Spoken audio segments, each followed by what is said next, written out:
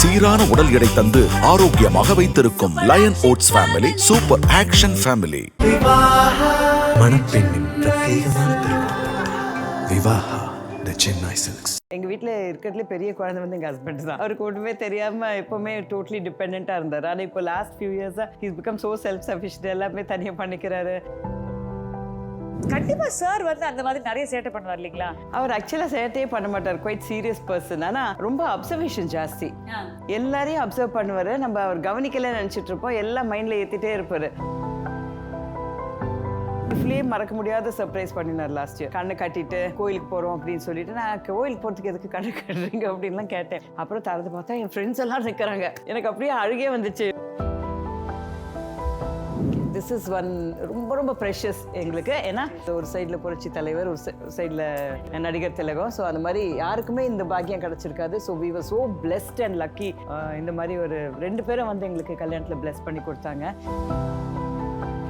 எங்களுக்கு கஷ்டம் வரலன்னு நினைக்கிறீங்களா? எங்களுக்கு வந்த கஷ்டம் அந்த அளவுக்கு யாருக்குமே வரக்கூடாதுன்னு நான் நினைக்கிறேன். ஏன்னா அந்த அளவுக்கு வி ஹவ் கல்யாணம் ஆனதுக்கப்புறம் it was almost like joint ஃபேமிலியில் தான் நாங்கள் இருந்தோம். ஜாயிண்ட் ஃபேமிலியோட பெரிய அட்வான்டேஜ் என்னன்னா, கல்யாணம் ஆன புதுசில் வந்து நிறைய அண்டர்ஸ்டாண்டிங் வந்து டேக்ஸ் டைம். ஒரு ஹஸ்பண்ட் ஒய்ஃப்குள்ள அண்டர்ஸ்டாண்டிங்க்கு கொஞ்சம் டைம் ஆகும்.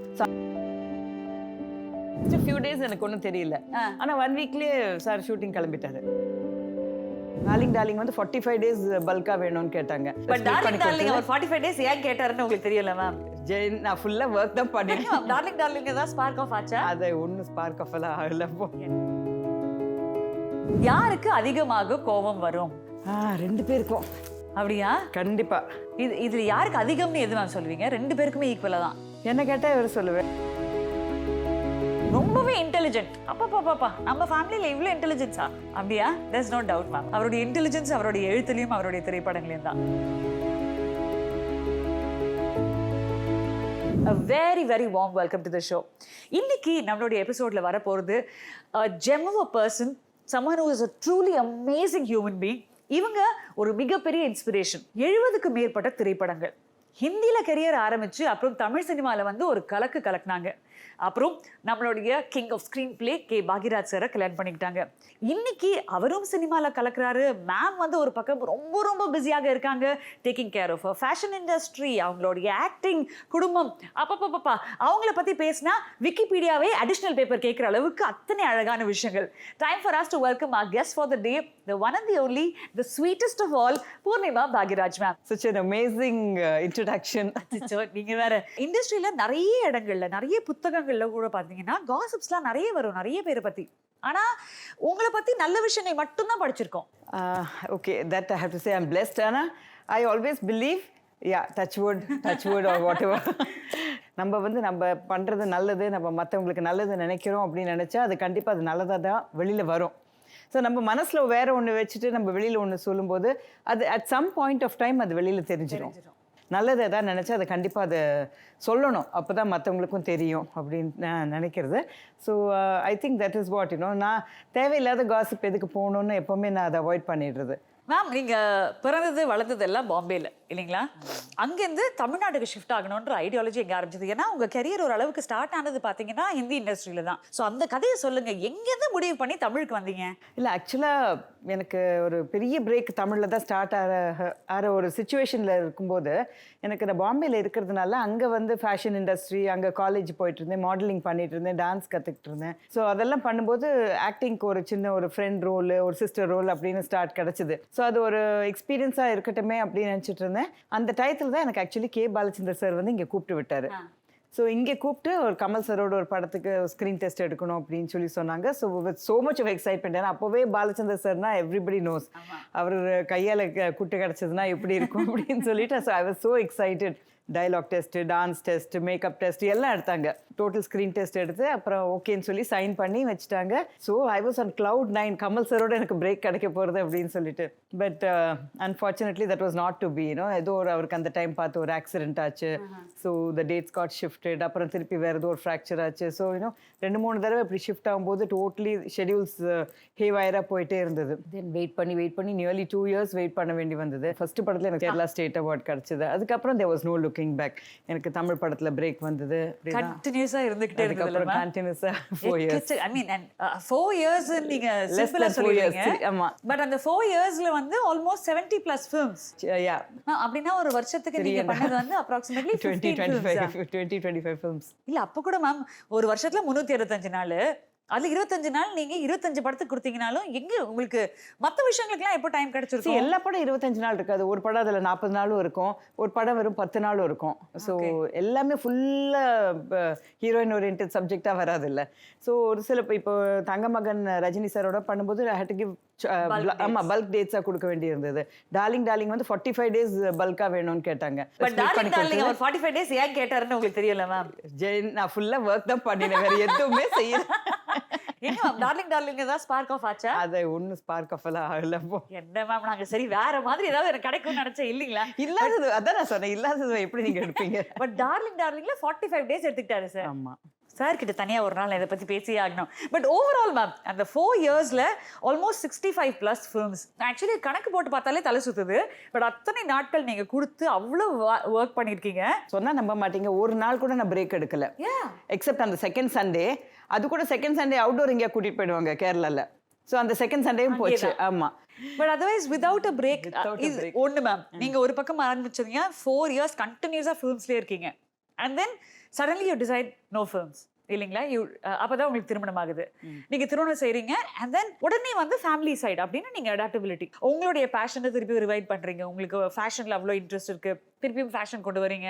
இந்த 80s உடைய அந்த ரீயூனியன்ஸ்க்கு பின்னாடி இருக்கக்கூடிய ஒரு மிகப்பெரிய பலமாக இருக்கீங்க.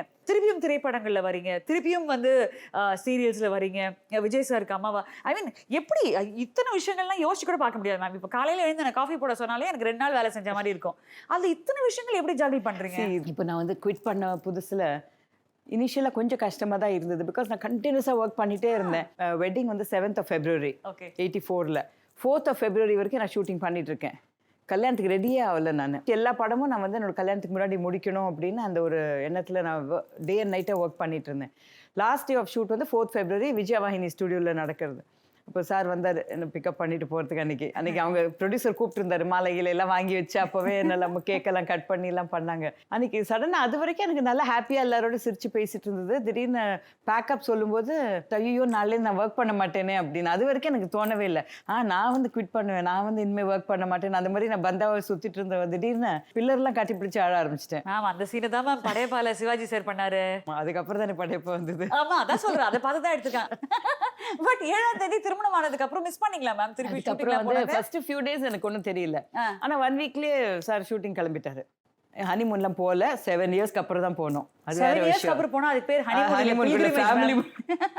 சார் இது வெரி நைஸ் சார். இது பகீரத் சார் நான் 4-5 கொஸ்டின் உங்களுக்காகவே தனியா வச்சிருக்கேன், நேரா வந்து உங்ககிட்ட நான் பேசுறேன் அதை பத்தி. நான் ஆக்சுவலா சினிமா அப்போ மிஸ் பண்ணல. நான் எப்போ மிஸ் பண்ணேன்னா கொஞ்சம் அவங்க வளர்ந்ததுக்கு அப்புறம் ஸ்கூல்ல ஐ காட் இன்வால்வ். அவங்களோட இந்த பேரண்ட் டீச்சர் மீட்டிங் போறது, டெய்லி ஸ்கூல், அவங்க ஸ்கூல்ல இருக்காங்களோ இல்லையா, நான் டெய்லி ஸ்கூல்ல தான். எங்க அம்மா அப்பாலாம் வந்ததே இல்லை அப்படி ஸ்கூலுக்கு. ஆனா நான் டெய்லி ஸ்கூல்ல தான் இருப்பேன். மேம் இதுல வந்து சாந்தனு சேட்டை பண்ணுவாரா சரண்யா சேட்டை பண்ணுவாங்களா? சாந்தனு தாங்க ஃபார் ஷுவர் 100%. அப்போ வந்து they would discuss the child's progress. Class wise allocate பண்ணும்போது சரண்யாவோட டர்ன் வரும்போது we didn't call you ma'am, நீங்க எதுக்கு வந்தீங்க அப்படின்னு கேட்பாங்க. இல்ல I just want to know ப்ரோக்ரஸ்ல. அப்படி she's fine, don't worry, don't bother to come அப்படிம்பாங்க. சாந்தனு கிளாஸ்க்கு போறது என்னை பார்த்த உடனே டீச்சர் தலையில அப்படி கை வச்சுட்டு உட்காருவாங்க. Come we have long discussions. Ma'am என்னைக்காவது பாக்யராஜ் சார் வந்திருக்காரா இந்த மீட்டிங்ஸ் எல்லாம்? இல்லை மீட்டிங்ஸ்க்கெல்லாம் வந்தது இல்லை. ஸ்கூல் ஆனுவல் டே ஃபங்க்ஷன் ஒரு தடவை வந்தார். டான்ஸ் பண்ணணும் அப்படின்னு சொல்லி சொன்னால் எப்போவுமே டேடி வரதில்லை, இன்னைக்கு அவர் வரலைன்னா நான் ஸ்டேஜ் ஏற மாட்டேன் அப்படின்ட்டான். அப்புறம் நான் வந்து சரி இப்படியோ கூட்டிகிட்டு வந்துட்டேன். அங்கேருந்து எட்டி பார்த்துட்டே இருக்கான் வந்திருக்காரான்னு. அப்புறம் கடைசியில் கை இப்படி காமிச்சதுக்கப்புறம் ஓகேன்னு சொல்லி அப்புறம் தான் போய் ஆடினான். ஆமாம் மேம் இப்போ ப்ராஜெக்ட்ஸ் நிறைய இப்போ திருப்பி பண்ணிட்டு இருக்கீங்க மேம். நீங்கள் சீரியஸ்லியும் இருக்கீங்க, திரைப்படங்களுக்கும் போயிருக்கீங்க. எப்படி அதை மேனேஜ் பண்ணுறீங்க திருப்பியும் ஃபேமிலி அண்ட் ஒர்க் எப்படி இந்த டைமில் பேலன்ஸ் பண்ணுறீங்க? இப்போ ஆக்சுவலி ஒரு செட் ஆயிடுச்சுன்னா எல்லாருமே வளர்ந்துட்டாங்க. ஸோ எல்லாருமே எங்கள் வீட்டில் இருக்கிறதுலே பெரிய குழந்தை வந்து எங்கள் ஹஸ்பண்ட் தான். அவருக்கு சார் தான் அவருக்கு ஒன்றுமே தெரியாமல் எப்போவுமே டோட்டலி டிபெண்ட்டாக இருந்தார். ஆனால் இப்போ லாஸ்ட் ஃபியூ இயர்ஸாக he's become so self sufficient, எல்லாமே தனியாக பண்ணிக்கிறாரு. ஸோ ஏன்னா நான் ஷூட்டிங் போகிறதுனால இல்லை நீ போயிட்டு வா, because he cheese that I enjoy that. நான் அவ்வளோ வருஷம் ஒரு கான்ஷியஸ் டிசிஷனாக அதை குவிட் பண்ணேன் சினிமாவை. பட் இப்போ நான் திரும்பி போனதுக்கப்புறம் he is seeing how I feeling very happy about it and enjoy பண்ணிகிட்ருக்கேன். That work may not be I'm not the heroine in a film now, but ஆனால் கூட ஒரு அந்த அந்த அட்மாஸ்ஃபியருக்கு போய் பெர்ஃபார்ம் பண்ணி அது இட்ஸ் கிவிங் நியூ லைஃப் மாதிரி. ஸோ அது he says no you must do it அப்படின்னு சொல்லி என்னை என்கரேஜ் பண்ணி அனுப்பி வைக்கிறாரு. பெருசாகவே என் பசங்க தான் ரொம்ப என்கரேஜ் பண்ணி ஸ்டார்ட் பண்ண வச்சது. ஏன்னா நான் எப்போ குவிட் பண்ணேனோ அப்போலேருந்தே எனக்கு நிறைய ஆஃபர்ஸ் வந்துட்டே தான் இருந்தது. ஆனால் நான் வந்து வேண்டான்னு ஒரு டிசிஷன் எடுத்ததுனால நான் பண்ணாமல் இருந்தேன். அப்போவே 2-3 நல்ல ரோல்ஸ் வந்து நான் வேண்டாம் சொன்னது வந்து சாந்தனுக்குலாம் ரொம்ப கோவம் என் மேலே. ஸோ அதெல்லாம் இப்போ பண்ணாத அவனுக்கு ஒரே ஃபீலிங். அதனால தான் இந்த ஜில்லாலாம் வரும்போது he said nothing doing, you have to do it அப்படின்னு. பட் அதெல்லாம் நீங்கள் அண்ட் சாந்தனு டெஃபினட்டாக விஜய் சாரோடைய படம்னா நீ விடுறதுக்கான வாய்ப்பே கிடையாது, அவ்வளோ பிடிக்கும் அவருக்கு. முன்னாடி விட்டுருக்கேன், அதனால தான் அவனுக்கு அவ்வளோ. ஆல்ரைட் மேம், இதெல்லாம் ஒரு சைடு மேம். எல்லாருக்குமே தெரியும் பாக்யராஜ் சார் வந்து திரைப்படங்களே பார்த்தீங்கன்னா கரெக்டான வார்த்தை சொல்லணும்னா லொல்லு பிடிச்ச மனுஷன். அவருடைய ஃபிலிம்ஸ் எல்லாத்துலேயுமே வந்து there be this fun aspect, நீங்கள் அதை டினை பண்ணவே முடியாது. அந்த மாதிரி வீட்டில் அவர் பண்ணுற ஏதாவது ரொம்ப பெரிய சேட்டைகள், ஏன்னா அந்த சேட்டை அப்படின்றது கண்டிப்பாக உங்ககிட்டேருந்து சாந்தனுக்கு வந்திருக்க வாய்ப்பே கிடையாது. அது 100% சார் கிட்டேருந்து வந்ததாக தான் இருக்கும். ஸோ இல்லை நீங்களும் நிறைய சேட்டை பண்ணுவீங்களோ? பண்ண மாட்டேன் மேம். எனக்கு அப்படி தோணலையே மேம். அந்த 80s ரீயூனியன் சில வீடியோஸ் நாங்க பார்த்தோம் மேம். அது தனி, அது டிபார்ட்மெண்ட், அது வேற டிபார்ட்மெண்டா? Okay okay. ஆனா எங்க மைண்ட்ல ஒரு தனி கம்பார்ட்மெண்ட் அது. பட் கண்டிப்பா சார் வந்து அந்த மாதிரி நிறைய சேட்டை பண்ணுவார் இல்லீங்களா? அவர் ஆக்சுவலா சேட்டையே பண்ண மாட்டார், குவைட் சீரியஸ் பர்சன். ஆனா ரொம்ப அப்சர்வேஷன் ஜாஸ்தி, எல்லாரையும் அப்சர்வ் பண்ணுவாரு. நம்ம அவர் கவனிக்கல நினைச்சிட்டு இருப்போம், எல்லாம் மைண்ட்ல ஏத்திட்டே இருப்பாரு. அது எப்போ தேவையோ அந்த டைத்துல அதை வெளியிடுவார். மேம் நாட்டியா உங்களுக்கு ஏதாவது அவர் பண்ணியிருக்காரா மேம்? ரொம்ப ரொம்ப நாட்டியா, ரொம்ப அன்எக்ஸ்பெக்டட்லி ரொமான்டிக்கா ஏதாவது பண்ணியிருக்காரா? முந்திலாம் வந்து ஆக்சுவலி அவர் ஒர்க்கில் இருக்கிறதுனால நிறைய அதுலலாம் கவனமே பண்ண மாட்டார். ஸோ எல்லாமே நானாக கேட்டு ஞாபகப்படுத்தணும். என் பர்த்டே வருது, ஆனிவர்சரி வருது, இப்படி நான் ஞாபகப்படுத்திட்டே இருக்கணும். அவருக்கு அதெல்லாம் ஒரு விஷயமாவே தெரியாது. அப்புறம் ஃபர்ஸ்ட்டாக நீங்கள் தான் விஷ் பண்ணணும் நான் எப்போவுமே நான் அவர்கிட்ட கேட்பேன். வேறு யாராவது விஷ் பண்ணிட்டு எனக்கு அப்செட் ஆகிடும். ஸோ அதனால இப்போ எல்லாருக்கும் எங்கள் வீட்டில் வந்து வெளியில் வெயிட் பண்ணிட்டு இருக்கப்பல முடிஞ்சிச்சா அந்த மாதிரி அதெல்லாம் நான் சொல்லி தான் இப்போ பண்ணுறாரு. இது கியூட்டஸ்ட் சர்ப்ரைஸ் இன் ரீசெண்ட் டைம்ஸ் எது மேம்? எனக்கு லைஃப்லேயே மறக்க முடியாத சர்ப்ரைஸ் பண்ணினார் லாஸ்ட் இயர். கண்ணை கட்டிட்டு கோயிலுக்கு போகிறோம் அப்படின்னு சொல்லிட்டு, நான் கோயிலுக்கு போகிறதுக்கு எதுக்கு கண்ணை கட்டுறீங்க அப்படின்லாம் கேட்டேன். இல்லை அது ஒருத்தர் ஸ்பெஷலாக ஒருத்தர் வீட்டுக்கு போகிறோம், அவங்க வந்து ரொம்ப நாளாக பார்க்கணுன்னு கேட்குறாரு அப்படின்லாம் சொன்னார். அவங்க வீட்டுக்குள்ளேயே கோயில் இருக்குது. நான் எங்கெல்லாமோ நான் யோசனை பண்ணிட்டு இருக்கேன், யார் வீட்டில் கோயில் இருக்குது அதெல்லாம் யோசனை பண்ணிகிட்டே போயிட்டுருக்கேன். 12 மணி வரைக்கும் கோயிலுக்கு கூட்டின்னு போகல. நான் சொன்னேன், எந்த கோயில் உங்களுக்கு 12 மணிக்கு திறந்துருக்கு? இது மாதிரி நிறைய கேள்வி கேட்டுகிட்டே இருந்தேன். நான் சொல்லியிருக்கேன் அதனால திறந்து வச்சுருக்காங்க, வெயிட் பண்ணு சொல்லி கண்ணை கட்டிட்டு, இவங்க எல்லோரும் பயங்கர பிளானிங்க, எனக்கு தெரியவே தெரியாது. எல்லாம் கண்ணை கட்டி கூட்டிகிட்டு போய் அப்புறம் ஒரு இடத்துக்கு கூட்டின்னு போனாங்க. நான் கண்ணை கட்டினோன்னே எனக்கு உடனே மைண்டு ஒர்க் ஆகும்ல, சரி எங்கே டேர்ன் எடுக்கிறோம், யூஸ்வலாக போகிற ரூட் எது அப்படின்னு சொல்லிட்டு, இங்கே இந்த ஸ்கூல் வாசலில் போகிறீங்களோ, கண்ணு தெரியுது உனக்கு அப்படின்னு சொல்லிட்டு எல்லோரும் இது பண்ணாங்க. ஒரு இடத்துக்கு கூட்டிகிட்டு போனாங்க. அங்கே கூட்டின்னு போனால் எந்த இடம் சொல்லு அப்படின்னு சொல்லி சொன்னாங்க. நான் கேட்டேன், நகை கடையா அப்படின்னு கேட்டேன். அதை விட்டால் எதுவுமே தெரியாதான். சரி புடவை கடையாக இருக்கும் அப்படின்னு நினச்சிட்டு புடவை கடையா அப்படின்னு கேட்டேன். இந்த புடவை நகை தவிர உங்களுக்குலாம் எதுவுமே தெரியாதான்னு கேட்டாங்க. அப்புறம் நான் சொன்னேன், ஹோட்டல் இல்லை, என்ன சாப்பாடு வாசமே இல்லை இங்கே அப்படின்னு. அப்புறம் இல்லை ஒருத்தரோட வீடு, யார் வீடாக இருக்கும் சொல்லு. நான் அவங்க வீடா இவங்க வீடா அப்படியெல்லாம் கேட்டே இருந்தேன். அப்புறம் திறந்து பார்த்தா என் ஃப்ரெண்ட்ஸ் எல்லாம் நிற்கிறாங்க. எனக்கு அப்படியே அழுகே வந்துச்சு. Because seeing all of them during lockdown எல்லாரும் மாஸ்க் போட்டுட்டு இருக்கிறாங்க. So it was so nice. Something that I can never forget in my life. It is truly special ma'am. இது ஒரு vlog-ஆ கூட வந்தது இல்லைங்களா? அந்த vlog-உம் நாங்கள் பார்த்தோம். ஆல்ரைட், இப்போ வந்து ரொம்ப க்யூட்டான இன்னொரு விஷயம் நம்ம பண்ண போகிறோம். அது என்ன அப்படின்னு பார்த்தீங்கன்னா, the image rewind segment. So beautiful you looking ma'am. மேக்கப்பே போடலைங்க. அவருக்கு முந்தியெல்லாம் மேக்கப் போட்டாலே பிடிக்காது. ஸோ அதனால கல்யாணத்துக்கு கூட வந்து மேக்கப் வேண்டான்ட்டாரு. எனக்கு ஐயோ மேக்கப் இல்லாமல் மூஞ்சி எப்படி இருக்க போகிறதுன்னு நினச்சிட்டே இருந்தேன். Very very very nice picture ma'am. அது ஆக்சுவலி இது பிளாக் அண்ட் ஒயிட்ன்றதா தெரியல, பட் அது ட்ரெடிஷ்னல் சாரி தான் கட்டியிருக்கீங்களா அதில்? இல்லை இட்ஸ் டிஷ்யூ சாரி தான், பட்டு சாரி தான். செம்ம cute. Alright, the next one. Okay, this is one ரொம்ப ப்ரெஷஸ் எங்களுக்கு. ஏன்னா ஒரு சைடில் புரட்சி தலைவர், ஒரு சைடில் நடிகர் திலகம். ஸோ அந்த மாதிரி யாருக்குமே இந்த பாக்கியம் கிடச்சிருக்காது. So we were so blessed and lucky. இந்த மாதிரி ஒரு 2 பேரும் வந்து எங்களுக்கு கல்யாணத்தில் பிளெஸ் பண்ணி கொடுத்தாங்க. மேம், புரட்சி தலைவர் பற்றி ஏதாவது ஒரு விஷயம் கண்டிப்பாக பாக்யராஜ் சார் உங்களுக்கு சொல்லியிருப்பாரு. அது மாதிரி மறக்க முடியாத ஏதாவது ஒரு விஷயம் சொல்லுங்களேன். சாந்தனு பிறந்தோடனே கூட்டிகிட்டு போயிருந்தோம். ஸோ கூட்டிகிட்டு போனோடனே அவர் வந்து ஜானகி மட்டும் வந்து செயின் எடுத்துகிட்டு வா குழந்தைக்கு போடுறதுக்கு அப்படின்னு சொல்லி சொன்னார். அப்புறம் சரின்னு அந்த அம்மாவுக்கு எந்த செயின் தெரியல, ஒரு 2-3 செயின் எடுத்துகிட்டு போய் கொடுத்தாப்புல. இவ்வளோதான் எடுத்துகிட்டு வந்தேன் சொல்லி எல்லாத்தையும் எடுத்து போட்டாரு. அச்சோ. I was shocked. I said so magnanimous, அந்த மாதிரி டக்குன்னு மனசு வராது யாருக்கும். So magnanimous of him. Kiki doll. நாங்கள் அடிக்கடி ஃபோட்டோஸ் நாங்கள் எப்படி எடுத்து நிறைய ஃபோட்டோஸ் நாங்கள் 2 பேர் சேர்ந்து இருக்கிறது இருக்கு. எங்கே போனாலும் 2 பேர் சேர்ந்து நின்று ஃபோட்டோஸ் எடுத்துப்போம். ஆமாம். But specifically ma'am about Kiki, obviously ஒரு ஸ்டேஜில் சாந்தனு வந்து உங்ககிட்ட சொன்னார் இந்த பொண்ணு நான் கல்யாணம் பண்ணிக்கணும்னு ஆசைப்படுறேன் அப்படின்ட்டு. ஸோ அங்கேருந்து இதோ இன்னொரு பிக்சர். ஸோ அங்கேருந்து இந்த ஜேர்னி ஆஃப் கீகி உங்களுடைய மருமகளாக மாறின இந்த ஜேர்னியை பற்றி சொல்லுங்கள். ஆரம்பத்துலலாம் வீட்டுக்கு கூட்டிகிட்டு வரும்போது உள்ளே வரமாட்டாவ, வீட்டுக்கு வாசல்லே உட்காந்துருப்பேன். நான் கூப்பிடுவேன். நான் இல்லை பரவாயில்லன்னு சொல்லிட்டு அப்புறம் நான் போனதுக்கப்புறம் எங்கள் அம்மாவை மட்டும் பார்த்துட்டு போயிடுவாள். She was probably little scared to come and meet me, talk to me before ஏதாவது அஃபிஷியலாக ஃபிக்ஸ் ஆகிறதுக்கு முன்னாடி she was scared. But I don't have anything. எனக்கு அவங்க அம்மாவும் நல்ல பழக்கம். So I really like her when I saw her. And முக்கியமாக my son like her very much. So அதுதானே important. I don't know, brought a lot of happiness in my house. So beautiful. Happy ஃபேமிலிக்கு பின்னாடி இருக்கும் secret என்ன? See, happy family எங்களுக்கு கஷ்டம் வரலன்னு நினைக்கிறீங்களா? எங்களுக்கு வந்த கஷ்டம் அந்த அளவுக்கு யாருக்குமே வரக்கூடாதுன்னு நான் நினைக்கிறேன். ஏன்னா அந்த அளவுக்கு we have passed through, because இந்த ஃபீல்டு அப்படி அந்த அளவுக்கு நாங்கள் கஷ்டப்பட்டிருக்கோம், அந்த அளவுக்கு we have suffered and we have faced humiliation. எல்லாமே நாங்கள் ஃபேஸ் பண்ணியிருக்கோம். பட் என்னென்னா நாங்கள் எல்லோரும் என்ன டெசிஷன் எடுத்தோம்னா as a family we should face it. That is most important and நான் ஃபீல் பண்ணேன். ஸோ அதுதான் நான் வந்து ட்ரை பண்ணேன். இது சரி, இது போனால் போகிறது பரவாயில்ல, நம்ம எதாவது ஒன்றா இருக்கும்ல, அது போதும் அப்படின்னு தான் நான் எப்போவுமே நினச்சேன். So that is only thing எனக்கு மைண்டில். அதுவே ஒரு பெரிய லெசன் மேம். யாருக்கு கஷ்டம் வருவதில்லை, எல்லாருக்கும் வரக்கூடிய கஷ்டத்தை குடும்பமாக சேர்ந்து சண்டை போட்டோம்னா நிம்மதியாக இருக்கலாம் அப்படின்னு சொல்லியிருக்கீங்க. 37+ years of being in this marriage. ஒரு அழகான குடும்பத்தை வளர்த்து அதை பொக்கிஷமாக பார்த்துக்கிட்டு ஏதோ ஒரு தருணத்தில் எல்லாரும் செட்டில் ஆயிட்டாங்க அப்படின்ற ஒரு தருணத்துக்கு வரும்போது தான் திருப்பி தன்னுடைய பேஷனை ரிவைவ் பண்ணுறது அப்படின்ற ஒரு காலகட்டத்தில் நீங்கள் வரீங்க மேம். இது வந்து not just for Poornima Bhagyarajan ma'am and family. நான் பொதுவாகவே சமுதாயத்தில் நிறைய குடும்பங்கள் இன்னைக்கு உடையிறத நம்ம பார்த்துட்டு இருக்கோம். நிறைய பேர் ஹாப்பி ஃபேமிலிஸாக வாழ்ந்துட்டு இருப்பாங்க. சடன்லி ஃபார் நோ ரீசன் அந்த என்டையர் குடும்பம் உடைஞ்சிடும். ஜாயிண்ட் ஃபேமிலிஸ் அப்படின்னு ஒரு விஷயம் நம்ம பார்க்கறதே கிடையாது. பட் அந்த ஜாயிண்ட் ஃபேமிலியாக நீங்கள் அதை வச்சுக்கிறதுக்கு ஒரு முக்கியமான காரணம் இல்லை, அதுதான்.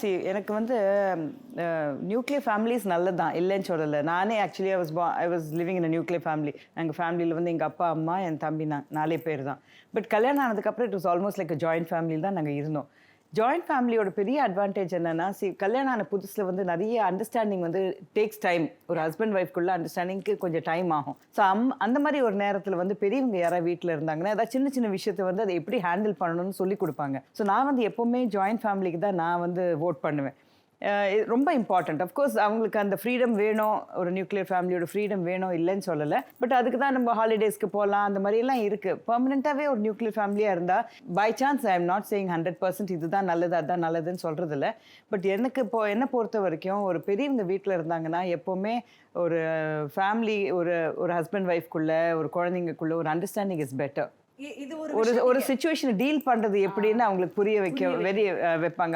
அவங்க எக்ஸ்பீரியன்ஸ் வச்சுட்டு புரிய வைப்பாங்க. இது வந்து இதனால இப்படி நடக்கலாம், ஸோ டோன்ட் டூ திஸ் அப்படின்னு சொல்கிறதுக்கு ஒரு ஆள் வேணும்ல நம்மளுக்கு பெரியவங்க வீட்டில். பட் இப்போ நீங்கள் பெரியவங்களா இருக்கும்போது நம்ம வீட்டில் இருக்கிற குழந்தைங்க அதை கேட்டுப்பாங்களா மேம்? எங்கள் வீட்டில் எனக்கு கல்யாணம் ஆன புதுசில் சாரோட பாட்டி இருந்தாங்க, அப்புறம் எங்கள் அம்மா வந்தாங்க, எங்கள் அப்பா வந்தாங்க. அவங்க எல்லாருமே கூடவே தான் இருந்தாங்க. ஸோ அதனால் அவங்க வந்து சில டைம் எங்களுக்கு நிறைய பாயிண்ட் அவுட் பண்ணுவாங்க. இப்படி பண்ணாதீங்க அப்படின்னு சொல்லுவாங்க. இப்படி பண்ணுங்க, இப்படி இருக்காதீங்க. இன்னைக்காவது எங்களுக்குள்ளேயே ஏதாவது ஒரு பிரச்சனை வந்தால் கோச்சிட்டு உட்காடுறதா, இதுக்கு வந்து இவ்வளோலாம் கோச்சிக்க கூடாது, இது இப்படி தான் நடக்கும் அப்படின்னு சொல்லிட்டு சொல்கிறதுக்கு ஆள் இருந்தாங்க. இப்போ நம்ம இருந்தாங்கன்னா கண்டிப்பாக அந்த மாதிரி பிரச்சனை வந்தால் கண்டிப்பாக எடுத்து சொல்லுவேன் நான். அதுக்கப்புறம் அவங்க எடுக்காததை அந்த அளவுக்கு ஃப்ரீடம் கொடுத்துருக்கேன். Because times are also changing. நம்ம அன்னைக்கு எங்கள் பாட்டி சொன்ன மாதிரி தான் இன்றைக்கும் நடக்கணும்னு சொன்னால் அதுவும் நடக்காதுல்ல. கரெக்ட். சினிமாவில் இருக்காங்கனாலே அந்த மேரேஜ் வில் நாட் லாஸ்ட் அப்படின்னு ஒரு பொதுவான ஒரு கருத்து இருக்குது. பட் நீங்கள் அந்த கருத்தையே உடைச்சிருக்கீங்க. நிறைய இடங்கள்ல அதை சொல்லியிருக்காங்க இல்லைங்களா? எனக்கு கல்யாணம் ஃபிக்ஸ் ஆன டைம்லேயே எனக்கு தெரிஞ்சு நிறைய பேர் வந்து 3 மாதத்துக்கு மேலே லாஸ்ட் ஆகாது, 2 மாதத்துக்கு மேலே லாஸ்ட் ஆகாது, மேக்ஸிமம் 1 இயர் டைம் கொடுப்போம் அப்படின்னு எனக்கே நிறைய என் காதுப்படியே கேட்டிருக்கேன். But it's up to each ஒன்ங்க. நம்ம அண்டர்ஸ்டாண்டிங் எப்படி இருக்குது. எல்லா ஃபேமிலி லைஃப்பும் எவ்ரி மேரேஜில் வந்து கிவ் அண்ட் டேக் பாலிசி இருக்கணும். அது வந்து ரொம்ப இம்பார்ட்டண்ட். எப்போவுமே நம்ம தான் ஜெயிக்கணும்னு இருந்தால் அப்புறம் கல்யாணமே பண்ணிக்க வேண்டாம். சில டைம் நம்ம லூஸும் பண்ணணும், ஜெயிக்கிறதுக்கு லூஸும் பண்ணணும், சில டைம் வின் பண்ணுவோம், எல்லாமே இருக்குது. ஸோ அதில் வந்து சந்தோஷமான நாளும் இருக்குது, கஷ்டமான நாளும் இருக்குது. எல்லாமே ஒன்றா ஃபேஸ் பண்ணுறது தான் ஒரு ஃபேமிலி, ஒரு மேரேஜ் அண்ட் ஒரு ஃபேமிலி நான் நினைக்கிறேன். ஸோ அது வந்து இருந்தால் தான் எப்போவுமே நல்லது. அது உங்களுக்கும் சாருக்கு நடுவில் அதிகமாக அனுசரித்து போகிறது யார்? ஐ திங்க் மேபி நான் அவர்கிட்ட கேட்டால் நான் தான் சொல்லுவார். அவரோட வேலையில் கான்சென்ட்ரேஷன் இருக்கும். அப்போ வந்து நிறைய நான் தான் அட்ஜஸ்ட் பண்ணிட்டு போகணும். எல்லாருக்குமே அவங்கவுங்க வேலை போய் நான் பிஸியாக இருக்கும்போது எனக்கு வந்து அந்த பேஷன்ஸ் இருக்காது அவ்வளவு. எல்லாம் அவசர அவசரமாக பண்ணணும், டக்குன்னு முடியணும். இஃப் இட்ஸ் நாட் ஒரு ஆர்டராக இல்லைன்னா எனக்கும் வரும். அப்போ அவர் வந்து சொல்லுவார், இல்லை நீ இப்படி இரு, கொஞ்சம் கரெக்டாக ஆகும் அப்படின்னு சொல்லி என்னை வந்து பேஷண்ட் ஆக்குவார். ஸோ அதே மாதிரி தான் மிந்தியா இட் வாஸ் ஆப்போசிட். இப்போ வந்து நானும் வேலை போகும்போது அவரும் வேலைக்கு போகும்போது யாருக்கு அந்த டைமில் கொஞ்சம் ஃபயர் ஒர்க்ஸ் நடக்கும்.